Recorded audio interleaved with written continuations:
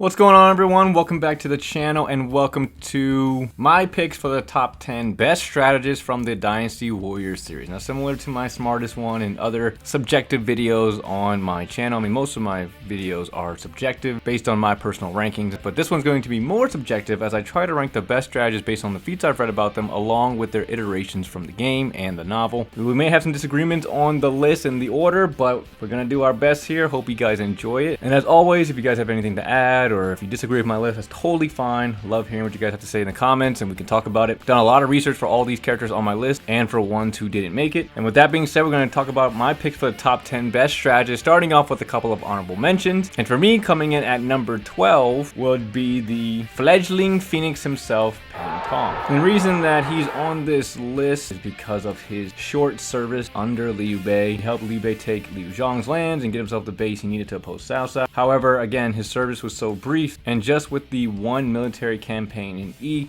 it's hard to rank someone as a true great based off of such a small body of work, and that's pretty much why he's here for me at an honorable mention. His time was short, but his impact for Shu seemed to be relatively huge. And then moving on to number 11, it was so hard not to include him in the top 10 because he's half and half. He's half a strategist, more of a commander, but I would still put him in the strategist role, and that's going to be Mr. Liu Meng, a courageous, witty, decisive, and well-versed person in military strategy, deceiving Hao Pu, capturing Guan Yu, some of the best moments for Liu Meng. And again, he started off as a rash and reckless warrior, but eventually managed to exercise self-restraint and ended up becoming one of the best hybrid and overall characters from the Dynasty Warriors series, possessing the magnanimity of a great statesman and was not just a mere warrior. But anyway, those are my two honorable mentions, short and sweet. We got 10 strategists to cover here, 10 legendary monsters from this time period. Hope you guys enjoyed the video. Let's go ahead and get into number 10.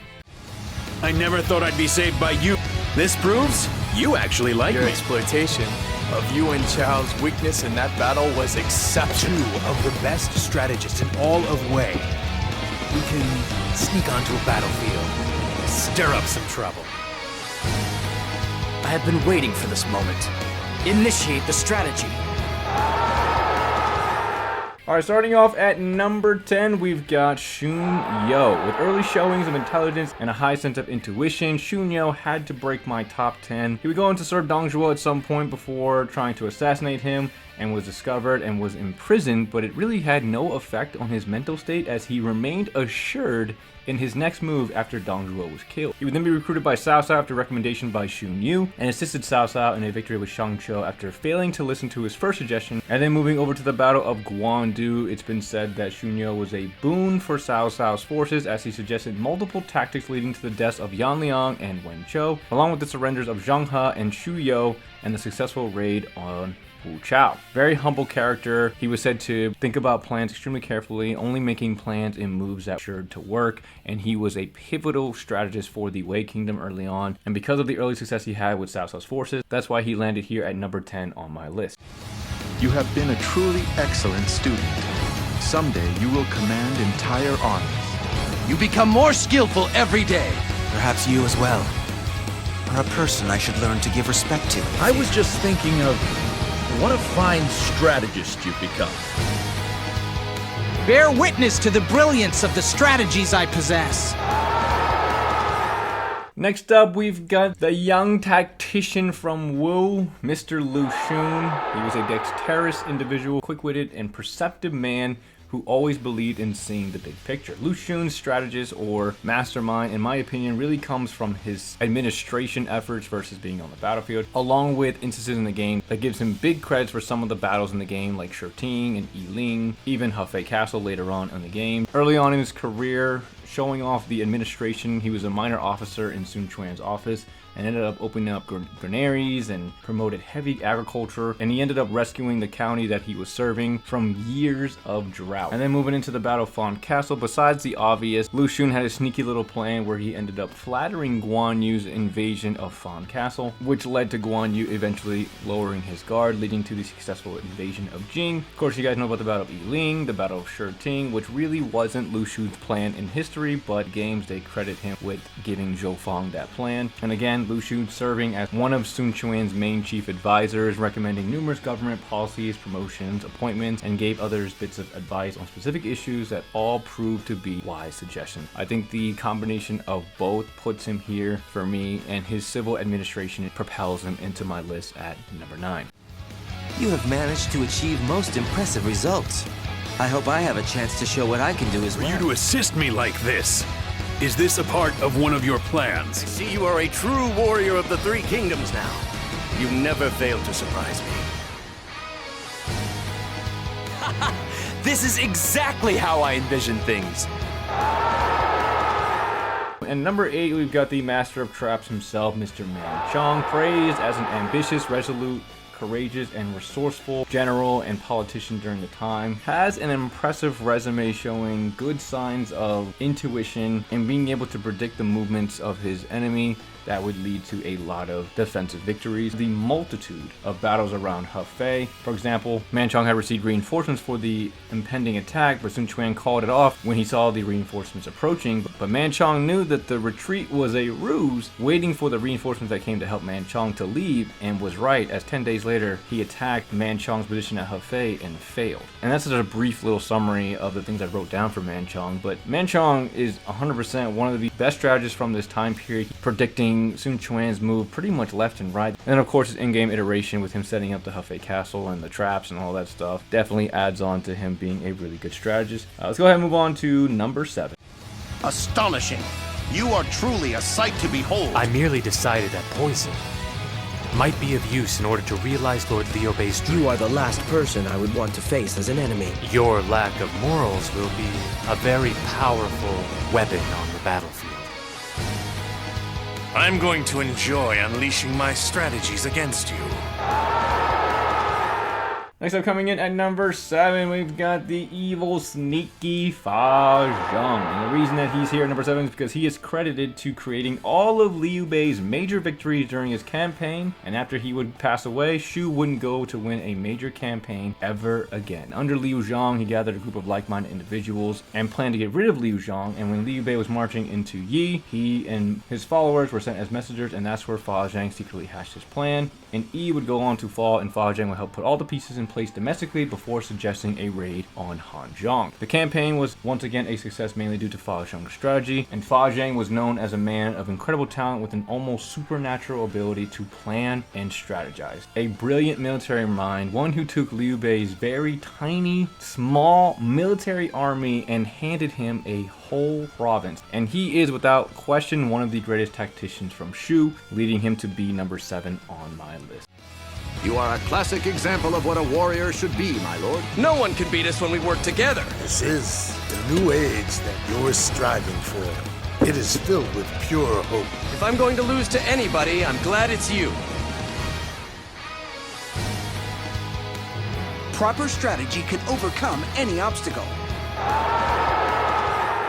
Alright, coming in at number 6 might be a bit surprising, but I have Mr. Zhou Yu. Now, no doubt, Zhou Yu is awesome, as he reigns as one of the best commanders from Wu and probably in general. I mean, he was a commander of extraordinary ability, along with the brain and intellect to make his plans come true.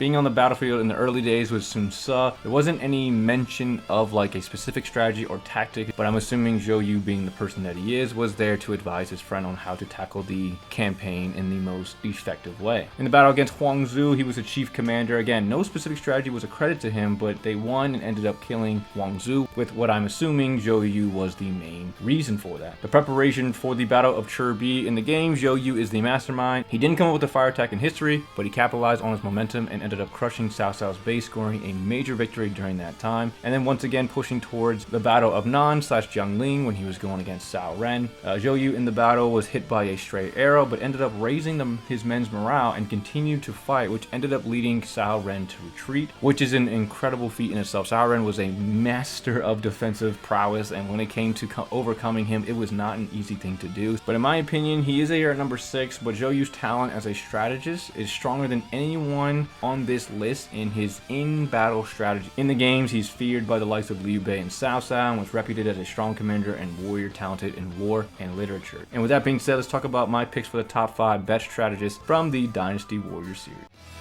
I'm confident I can overcome this together with you. You strategists, you see the entire battlefield. You will be my eye, and I will fight. You want to use me to achieve your own desires. The gift of the advisor. Can you withstand my strategy?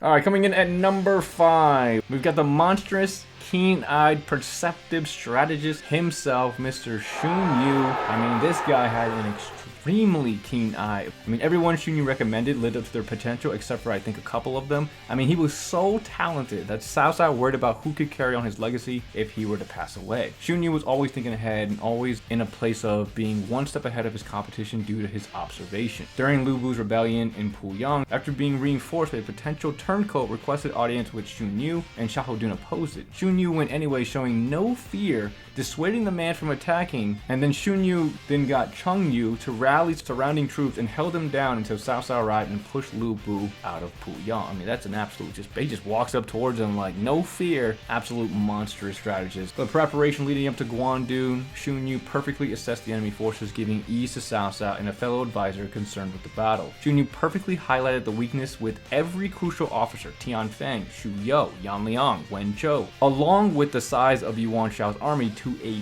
T that boosted the confidence in the showdown with Yuan Shao, and the battle folded out just as Shun Yu predicted. It can't be understated how good of a strategist Shun Yu was. He had a generational talent about him, and I think it supersedes Zhou Yu. If anything, they're definitely close to being tied, but if I had to give the edge to anybody here, it would definitely be Shun Yu in terms of a pure strategist, and that's why he's here at number 5 for me.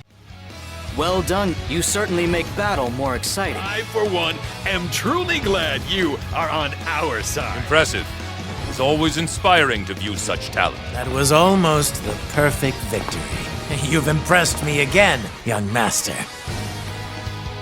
This looks like fun. I think I'm going to enjoy myself. Alright, next up coming in at number 4, we've got one of the most incredible strategists from this time period, and that's going to be Mr. Guo Jia. Everyone that knew him recognized his talent and said he was extraordinary. While visiting Yuan Shao, he told his advisors that Yuan Shao is so indecisive that he wasn't worth serving, as any suggestion given to him would lead to nothing, as he did not know how to tap into the abilities of his most gifted followers, and it ended up leading and going to Cao Cao. Guo Jia's foresight extended to the Battle of Guandu and Yuan Shao, pointing out 10 advantages that Cao Cao had over him. Guo Jia suggested focusing on Lu Bu first to set up the showdown with Shao, and during Xiapi, him and Xun You urged Cao Cao to press the attack after defeating Lu Bu 3 times, which he ended up listening to, and Lu Bu was defeated. And again, Guo Jia's understanding of the battle and the assessment of Chen Gong's ability is what led to the victory at the Battle of Xiapi. Then later on, Cao Cao, concerned with Sun Ce's presence in the south, Guo Jia ended up correctly predicting Sun Ce's death as he was preparing to march on Cao Cao's capital. Guo Jia told him not to fear him as he would fall by the hands of a common man, which again ended up happening. Guo Jia was going to die at a very young age, but his deep and accurate foresight led him to correctly predicting everything he saw and being one of the most outstanding strategists from the time, and that's why he's landing here on my list at number 4, which means that the top 3, which you guys can probably guess, are even more outstanding than him. You have managed to achieve most impressive results. I hope I have a chance to show what I can do as well. I will repay you quickly for this. The thought of being indebted to you frightens me. You have proven yourself. You are the greatest strategist in our entire army. There is not a strategist alive that can best me in battle. Alright, coming in at number 3 from me, he's among the best. He's like a black sheep genius. He started out as unimpressive and unheard. Nobody knew who he was, and ended up being one of the most badass strategists from this time period. First of all, this dude's mouthpiece was insane. The ability that he had to convince people to resolve conflicts was unmatched by most. I don't think I read about anybody else who had this ability that he had. I mean, he got captured by rebels, pretended to be the grandson of this powerful general that the rebels were afraid of, and he got released because of that. Like, he just convinced them to do that. While he was in the capital, I'm not sure if he was on any Li Jue or Gul Sida or just kind of there, but he was noted to be mainly responsible for Emperor Xian's safety, as he ended up resolving Li Jue and Gul Si's issues together. He got a lot of really cool feats with him. And then moving into the battle against Cao Cao, or the Battle of Long Castle. At first, Jiashu told Shangqiu not to attack the retreating forces, as he predicted that he was going to lose. He was right. Shangqiu returned, and then Jiashu told him to attack now, and we will end up winning. Shangqiu did, and they won. Crazy predictions. Under Cao Cao, he would go on to help in the Battle of Guangdu. At the Battle of Chirbi, he argued not to attack Sun Quan. He did. Obviously, Cao Cao ended up losing. Battle of Tong Gate, Jiashu was the one who came up with the plan to sow the seeds of discord with Han Sui, leading to the breakup of the coalition and a victory for Cao Cao. And Jiashu, just being the self-aware person that he is, he knew that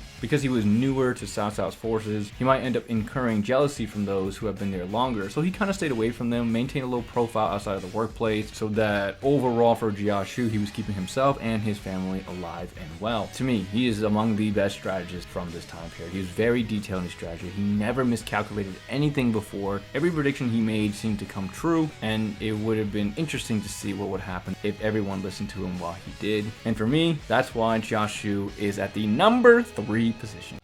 I see that your abilities extend even onto the fields of battle. Very impressed The by preparations for my strategy to eliminate you are complete. Now I just need to carry it out. My lord, you're like ambition personified. Just how far are you intending on going? I have yet to meet anyone who can withstand the brilliance of my strategies. I'm assuming this is where the video gets kind of boring, as coming in at number 2, we've got the man of great ambition himself, Mr. Sima Yi. Known to be intelligent and to have displayed great ambitions at a young age, he was dubbed an extraordinary talent and described to be intelligent, decisive, and unique. Now, Sima Yi has a lot of information that I could go through about why he should be here at number 2. We're going to try to keep it as short and simple as possible, defeating many armies from Sun Quan and Zhuge Liang over a 20-year period. He promoted agriculture during his time after Cao Pi's death. I mean, it just seemed like there wasn't anything that Sima Yi didn't or couldn't do. I mean, this guy had his hands in everything. Whatever he got his hands on seemed to efficiently be resolved or improved. His philosophical understandings was beyond those of a normal person. And during an argument with Cao Shuang way later in his career, they were arguing about the relocation of Wei civilians during a Wu invasion. And basically how it went, saying Cao Shuang said, "It isn't in our long-term interest to allow civilians to remain here and give up trying to secure the south of the Mian River." Sima Yi would end up going to disagree with him, saying, "No, in every case, a safe place is safe and a dangerous place is dangerous. Hence, the military manuals state, victory and defeat are manifestations, safety and danger are energies. Manifestation of energy from the emperor on down, this affects everyone. One cannot but take care about it." Cao Shuang would end up refusing. He ordered the refugees to return to the southern side of the Mian River, and just as Sima Yi foresaw, the Wu forces occupied the area, capturing the civilians, and relocated them to Wu territory, which means that Wei lost all of that territory along with their civilians. And then of course you guys know, Sima Yi ended up faking out Cao Shuang a little later by feigning sickness to the point where he lowered his guard, initiated a coup d'etat, took over the capital, and had Cao Shuang arrested after he surrendered, thus initiating the eventual downfall of Wei and the Three Kingdoms. I mean, again, I could go on and on about how great Sima Yi was as a strategist and the way that he thought and his principles, again, philosophy, emotional intelligence, his predictability, the way he could read people. This dude was absolutely monstrous when it came to strategies and putting things in place that made things work, and there's no other argument of why Sima Yi should be here at number 2. The one behind Liu Bei, the great Zhuge Liang. What other tricks do you have in store? So you are he, the famous sleeping dragon. I wish I could be like you, but it is simply beyond me. Help him change this harsh world, right, Zhuge Liang?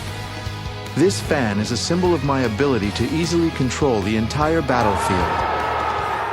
And coming in at number 1, yes, he's here. I 100% believe he should be here at number 1. The mastermind behind the Three Kingdoms is Zhuge Liang. Controversial by nature, sure. but in totality, including everything from the history to the games to the novel, undoubtedly Zhuge Liang has to take the #1 spot on this list. I mean, it's freaking Kong me. Even in seclusion, and maybe it's fabricated, because again, a lot of his records could come from a bit of fabrication, as does all the characters in the game, but regardless, in his seclusion, he gained a reputation to earn the title of Wolong, or what we know as the Sleeping Dragon. So before he was even on the battlefield, before he even had time to do the strategies and everything like that, he was already known as a Sleeping Dragon. Think about what kind of reputation you have to have that before you even get started. There's no way Zhuge Liang wasn't the real deal if he was given that name. And again, yes, I don't disagree that there were fictitious things made up to build up Zhuge Liang, you know, like him taunting Zhou Yu to his death. They didn't really have much to do with each other in history, but you know, that helped over glorify some of the things that Zhuge Liang was. But I would be on the verge of being disingenuous to myself if I didn't put him here at #1. Sima Yi could be argued to be #1, Jiaxu could be argued to be #1, but I just couldn't do it. Zhuge Liang has to be #1. Yes, he's had numerous failures, and if we focus on just the negatives of the characters, I'm sure we can find it and bring him lower. But it doesn't take away from the fact that Zhuge Liang is the greatest strategist from this time. He was a master of logistics, stabilizing the turmoil region of Yi, the rebellious southerners off of his presence alone, and he catapulted the Shu kingdom into a functioning, well-oiled machine, and that's why he's here for me at